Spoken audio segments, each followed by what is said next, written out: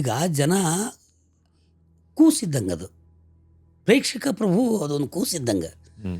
ಅದು ಹಾಲು ಕೊಟ್ಟರು ಸ್ವೀಕಾರ ಮಾಡುತ್ತೆ, ಸುಣ್ಣದ ನೀರು ಕೊಟ್ಟರು ಸ್ವೀಕಾರ ಮಾಡುತ್ತೆ. ಹೌದು. ನಾವು ಕೊಡೋರು ಪೂರ್ವ ವಿಚಾರ ಮಾಡ್ಬೇಕು, ಇದಕ್ಕೆ ಹಾಲು ಕೊಡಬೇಕು, ಸುಣ್ಣದ ನೀರು ಕೊಡಬೇಕು ಅನ್ನೋದನ್ನ ನಾವು ಪೂರ್ವ ಕಲಾವಿದರಾಗಿ ವಿಚಾರ ಮಾಡಬೇಕು. ನಮ್ಮ ಸರ್ಕಾರ, ಭ್ರಷ್ಟ ಸರ್ಕಾರ, ಭ್ರಷ್ಟ ರಾಜಕಾರಣಿಗಳು, ಭ್ರಷ್ಟ ಅಧಿಕಾರಿಗಳು ಇವೆಲ್ಲ ನಾವು ಮಾಡಿರೋ ತಪ್ಪನ್ನು ನಮ್ಮ ಜನರಿಗೆ ಎದುರಿಗಿಟ್ಟರೆ ಅದನ್ನು ಸ್ವೀಕಾರ ಮಾಡ್ತಾರೆ ಅನ್ನೋ ಅಂತ ಒಂದು ಸ್ಮಾಲ್ ಟೆಸ್ಟ್ ನಂದದು.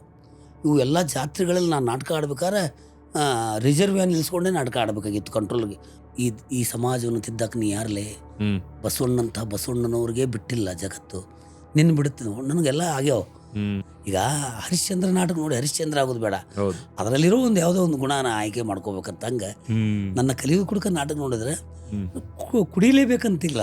ಆ ಕಾಲದಲ್ಲಿ ಊಟ ಸಿಕ್ಕರೆ ಸಾಕು, ಪೇಮೆಂಟ್ ಬೇಕಾಗಿರಲಿಲ್ಲ, ರೊಕ್ಕದ ಸಂಬಂಧ ನಾಟಕ ಮಾಡ್ತಿದ್ದಿಲ್ಲ. ಇಲ್ಲ ನಾವೆಲ್ಲ ಊಟ ಸಿಕ್ಕರೆ ಸಾಕು ಅಂತ ರಂಗಭೂಮಿಗೆ ಬಂದವ್ರು ನಾವೆಲ್ಲ. ಇಲ್ಲಿಂದ ನೀವು ಬಿಗ್ ಬಾಸಿಗೆ ಹೋಗ್ತೀರಿ ಸರ್? ಹೌದು ಸರ್. ಅದು ನಾಟಕನೇ ಸರ್? ಅಂದ್ರೆ ನಾ ನಾಟಕ ಕೇಳೋ ಅರ್ಥ ಏನು? ಸ್ಕ್ರಿಪ್ಟೆಡ್ ಅಂತ ಸ್ಕ್ರಿಪ್ಟೆಡ್ ಅಂತ ಬಂದೆ. ಹೊರಗೆ ಬಂದ್ಮೇಲೆ ಮತ್ತೆ ಅವ್ರು ಕರೆದ್ರು ನನ್ನ ವಾಪಸ್ ಹೋಗಕ್ಕ. ವೈಲ್ಡ್ ಕಾರ್ಡ್ ಮಾಡಿ ನಿಮ್ಮನ್ನ ಒಳಗೆ ಕರ್ಸ್ಕೊತೀವಿ ಬನ್ರಿ ಅಂದ್ರೆ ಉತ್ತರ ಕರ್ನಾಟಕ ಜನ ನೋಡಿದ್ ಬಿಟ್ಬಿಟ್ರು.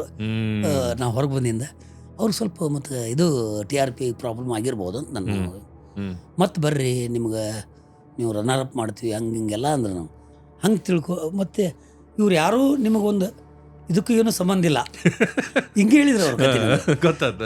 ಒಂದು ಕೂದಲಕ್ಕೂ ಸಮ ಇಲ್ಲ ನೋಡ್ರಿ. ನಾವು ಬಂಗಾರಪ್ಪನವ್ರ ಊರಿಗೆಲ್ಲ ನಾಟಕ ಆಡಕ್ಕೆ ಹೋದರೆ ಬಂಗಾರಪ್ಪನವ್ರು ನಾಟಕ ನೋಡಕ್ಕೆ ಬಂದರೆ ಹ್ಯಾಂಗೆ ಕುಂತ್ಕೊಂಡು ನಾಟಕ ನೋಡ್ತಿದ್ರು, ನಾಟಕ ಬಿಟ್ಟ ಮೇಲೆ ನಮ್ಮ ಜೊತೆಗೆ ಬರೀತಿದ್ರು ಬಂಗಾರಪ್ಪನವ್ರು. ಅವ್ರು ರವಿಚಂದ್ರನ್ ಡಬ್ಬಿನ ಪಕ್ಕಕ್ಕಿಟ್ಟು ನನ್ನ ಕಾರ್ಯಕ್ರಮನ ಸ್ಟಾರ್ಟ್ ಮಾಡಿದ್ರು. ನಾನು ಸಿನಿಮಾ ಹುಡ್ಕೊಂಡು ಬಂದವಲ್ಲ, ನನ್ನ ಹುಡ್ಕೊಂಡು ಡೈರೆಕ್ಟರ್ ಬಂದ ಮೇಲೆ ಸಿನಿಮಾಕ್ಕೆ ಹೋದವ್ ನಾನು. ನಾಟಕಕ್ಕೆ ಹೋದವ್ರ ಜೀವನ ಅವ್ರ ನಾಟಕಕ್ಕೆ ಹೋದವ್ರಿಗೆ ಒಂದು ಬೇರೆ ರೀತಿಯಲ್ಲಿ ನೋಡ್ತಿದ್ರು ಒಂದಿಷ್ಟು ಮಂದಿ. ಅಸ್ಪೃಶ್ಯ ನೋಡಂಗೆ ನೋಡ್ಯಾರ, ಬರೀ ಒಂದು ರೀತಿ ಅಲ್ಲ.